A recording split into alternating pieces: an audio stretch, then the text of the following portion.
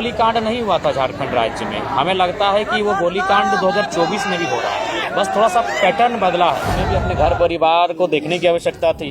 शायद इस बार जो 2024 का चुनाव हुआ इसमें 81 में, शायद मैं कंफर्म नहीं हूँ, शायद मैं पहला कुंवारा विधायक हूँ, तो शायद हम अपने परिवार के बारे सोचते हैं, हम अपना जीवन संगिनी के बारे सोचते हैं, लेकिन वो सब छोड़ के हम एग्रेशन की बात करते हैं। एक युवा विधायक जो पहली बार विधायक बना है, जिसे गाड़ी की सुविधा मिलेगी, जिसे आवास की सुविधा। देखिए, सबसे पहले खरसवां गोलीकांड 1 जनवरी 1948 को शहीद हुए तमाम शहीदों को श्रद्धांजलि अर्पित करते हैं और कहना यही चाहेंगे कि 1948 में ही गोलीकांड नहीं हुआ था झारखंड राज्य में। हमें लगता है कि वो गोलीकांड 2024 में भी हो रहा है, बस थोड़ा सा पैटर्न बदला है। 48 में सामूहिक गोलीकांड हुआ था, 50,000 लोगों को गोलियां चलाई गई थी। आज कहीं 50 लोगों पे लाठियां बरसाई जाती है, कहीं 5, और मामला वही है। खरसवां गोलीकांड को अगर समझना चाहते हैं तो हमें उस समय की परिस्थितियों को समझना होगा कि उस समय खरसवां के आदिवासी मूलवासी अपनी ज़मीन को उड़ीसा में मिलाने देने के पक्ष में नहीं थे, क्योंकि उनसे उनकी ज़मीनों और भाषा को कहीं ना कहीं छेड़छाड़ होता। तो आज भी ज़मीन की लड़ाई झारखंड वासी आज भी लड़ रहे हैं। आज भी जो तमाम उद्योग घराने हैं, तमाम जो खनन के क्षेत्र में कार्य करने वाली कंपनियां हैं, उद्योग स्थापित करने वाली कंपनियां हैं, वो लड़ाई हम आज भी लड़ रहे हैं। बस फ़र्क है कि उस समय गोलियों से हमें मारा जाता था, अब कानून के दांव पेच से मारा जाता है, या प्रशासन की झूठे एफआईआरों से हमें मारा जाता है। परिस्थितियाँ आज भी वही हैं। अब आप कहेंगे कि आप उद्योग के खिलाफ़ हैं क्या? तो जी नहीं, उद्योग के खिलाफ़ कोई नहीं है। हमने जो कपड़ा पहना है वो उद्योग के कारण है, हमारे हाथ में जो मोबाइल है वो किसी न किसी कल कारखाना में तैयार हुआ है। हमारा बस यही एक मांग है कि जो लोग रैयत अपनी ज़मीन देते हैं, जो ज़मीन देकर विस्थापित हो जाते हैं, उनको पीढ़ी दर पीढ़ी नौकरी मिलना चाहिए। इसलिए मिलना चाहिए क्योंकि वो ज़मीन उनके पिताजी करते थे, पिताजी से पहले दादाजी करते थे, दादाजी से पहले दादाजी करते थे। तो उस ज़मीन को जब हम उद्योग को दे रहे हैं, उद्योग के घरानों को दे रहे हैं, तो एक नियम ये होना चाहिए कि जब तक वो उद्योग वहाँ खड़ा रहेगा, चाहे वो टाटा रहे, टिस्को रहे, या VCCL रहे, CCL रहे, या कोई कंपनी रहे, जब तक वहाँ उद्योग का और कंपनी का कार्य होगा, तब तक 3rd और 4th ग्रेड की नौकरी ज़मीन देने वाले रैयत परिवार को मिलना चाहिए। दादा, जो खरसवां गोलीकांड हुआ, इस गोलीकांड के जो शहीद हुए, जो सपनों का झारखंड सोचा गया था, वो कहाँ तक हद तक? नहीं, बिल्कुल नहीं। हमें लगता है 1% भी अगर पूरा हुआ हो तो खरसवां गोलीकांड बिल्कुल वो सपना आज भी अधूरा है। जिस उम्मीद के साथ झारखंड के लोगों ने शहादत दिया है, शहादत देने का ही मतलब था सुशासन की व्यवस्था। सुशासन की व्यवस्था मतलब हमारी अपनी पारंपरिक व्यवस्थाएं, लेकिन आज विशेषकर कोल्हान में आप अक्सर देखते हैं जिस प्रकार की समस्याएं सामने आती हैं, जिस प्रकार से दमन किया जाता है, तो सुशासन व्यवस्था आज भी नहीं है। और जो लड़ाई थी वो सुशासन व्यवस्था की लड़ाई थी, वो लड़ाई हक अधिकार की थी, और हमें लगता है कि आज पुनः उस लड़ाई को आत्मसात करने की आवश्यकता है। पेशा कानून के बारे में बार बार बात होता है, अभी फिर से जो ये बात उठ रहा है, पेशा कानून पर आप क्या पक्ष रखते हैं? बिल्कुल, पेशा कानून ही मजबूत करेगा जो आदिवासियत परंपरा है, जो आदिवासियत रीति रिवाज है। पेशा कानून का जितना कड़ाई से, जितना मजबूती से अनुपालन होगा, उतनी ही आदिवासियत का संरक्षण होगा। और नहीं तो आज देख सकते हैं, रांची एक समय आदिवासियों की CNT ज़मीन हुआ करती थी, आज वहाँ आदिवासी नग्न हो गए। धनबाद, बोकारो, ऐसे बहुत सारे जगह हैं जहाँ आदिवासी मूलवासी लोग बसाव था उनका उस भौगोलिक सीमा में, आज वो विस्थापित हो चुके हैं। कहीं डैम बनने से, कहीं उद्योग बनने से, तो कहीं अन्य राज्यों के लोगों के प्रभाव से वो धीरे धीरे अपने गांवों को छोड़कर सीमित हो गए हैं, संकुचित हो गए हैं। तो पेशा कानून जैसे कानूनों को कड़ाई से अनुपालन ही आदिवासियत संस्कृति का संरक्षण करवाई।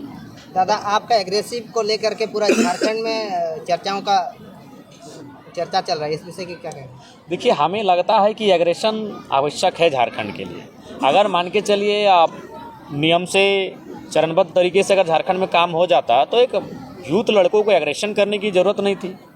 हमें भी अपने घर परिवार को देखने की आवश्यकता थी। शायद इस बार जो 2024 का चुनाव हुआ इसमें 81 में, शायद मैं कंफर्म नहीं हूँ, शायद मैं पहला कुंवारा विधायक हूँ, तो शायद हम अपने परिवार के बारे सोचते हैं, हम अपना जीवन संगिनी के बारे सोचते हैं, लेकिन वो सब छोड़ के हम एग्रेशन की बात करते हैं। एक युवा विधायक जो पहली बार विधायक बना है, जिसे गाड़ी की सुविधा मिलेगी, जिसे आवास की सुविधा मिलेगी, जिसे तमाम भत्ता की सुविधा मिलेगी, और उन सुविधाओं को छोड़कर वो कांटों की रास्ते को चुन रहा है, वो रात 2 बजे सबसे टकरा रहा है, वो माफियाओं से चुनौती दे रहा है। तो कारण यही है कि झारखंड का इतना तोहन और दमन हुआ है, झारखंड के लोगों का इतना उत्पीड़न हुआ है कि आज हम लोग एग्रेशन की भाषा में बात करने लगे हैं।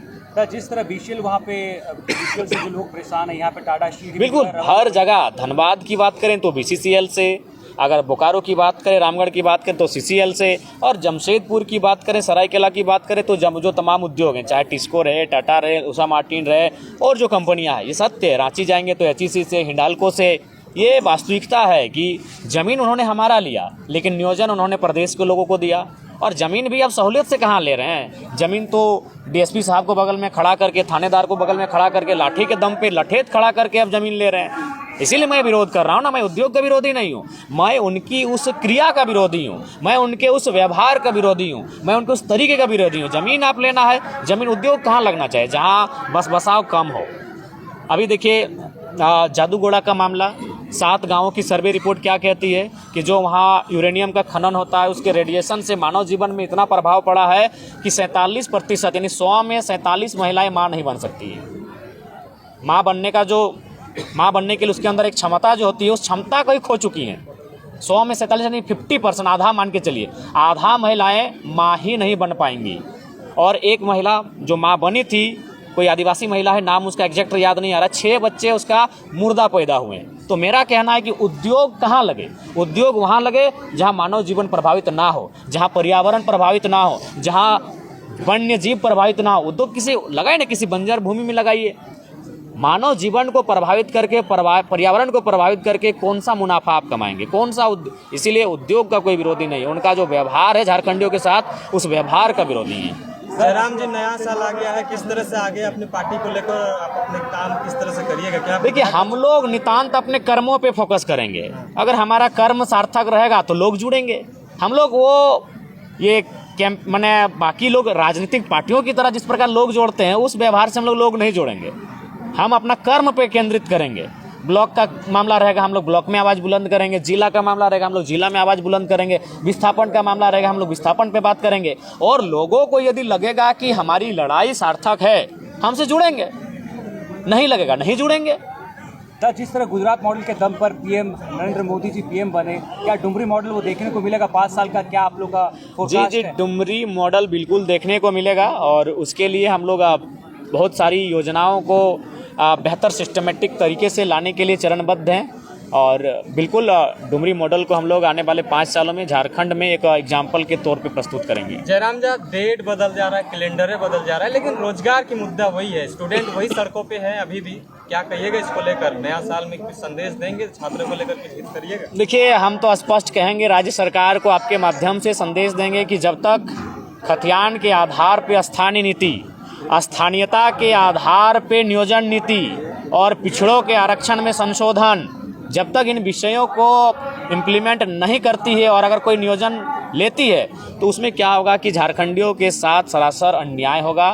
तो इसलिए राज्य सरकार को हम आपके माध्यम से खरसवां की इस पावन धरती से, खरसवां की इस ऐतिहासिक धरती संदेश देंगे, बिना स्थानीयता के कोई भी नियोजन ना लें। अगर बिना स्थानीयता के आप नियोजन लेंगे तो वहाँ झारखंड के लोग कम और गैर झारखंड के लोग ज़्यादा भरे हुए दिखेंगे। पैसे के लोभ से जिस तरह इस बार सत्ता बना, 2100 रुपया गोगो की बात हुई, मैया सम्मान की बात हुई, और कहीं ना कहीं ये कन्वर्ट भी हुआ वोटों में। तो ये 5 साल में क्या देखते हैं कि लोग वही 2500 या 3000 में सीमित रह जाएंगे, या फिर अपने इच्छाएं को? देखिए, अब वास्तविकता यही है। एक हिटलर ने एक उदाहरण दिया था एक मुर्गे का, उस मुर्गे के सारे पंखों को नोचकर उसे टकला कर दिया था, और फिर मुर्गे को कुछ दूरी पे रख दिया और 2 4 3 4 दाना देने लगा। वो मुर्गा स्वतः उसके चरणों में आके बैठ गया। तो हिटलर ने संसद में फिर कहा कि जनता का इसी तरह हस्र बना के रखना चाहिए, उन्हें पूरे 5 साल मुद्दों से भटका के रखना चाहिए, और अंतिम समय कुछ दाने उन्हें चुगाना चाहिए। तो वही हाल होता है, क्योंकि झारखंड की जनता को इतना निचोड़ा गया है